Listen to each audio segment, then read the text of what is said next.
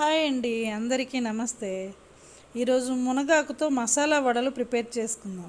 దానికోసం ముందుగా 2 అవర్స్ ముందు శనగపప్పు నానబెట్టుకోవాలి. ఇలా బాగా కడిగి హాఫ్కు పైనే ముప్పావు వంతు మిక్సీ జార్లో వేసి అల్లం, వెల్లుల్లి, పచ్చిమిర్చి, ఉప్పు వేసి ఇలా కచ్చాపచ్చాగా మిక్సీ చేసుకోవాలి. అలాగే కొంత పచ్చిశనగపప్పు ఉంచుకోవాలి. ఇప్పుడు మునగాకుని బాగా కడిగి వేసుకోవాలి. కొంచెం కరివేపాకు, ఉల్లిపాయలు, పచ్చిమిర్చి, కొత్తిమీర, కొంచెం పసుపు కలర్ రావడానికి, అలాగే రైస్ ఫ్లోర్ క్రిస్పీగా రావడానికి కొంచెం యాడ్ చేసుకోవాలి. మొత్తం అంతా బాగా మిక్స్ చేసుకొని ఇప్పుడు స్టవ్ మీద ఆయిల్ బాండీని పెట్టుకొని అది హీట్ ఎక్కిన తర్వాత ఈ విధంగా మసాలా వడలు వేసుకోవాలి. పిల్లలకి పెడితే ఇలా చేసి పెడితే చాలా ఇష్టంగా తింటారు మునగాకు అన్నది.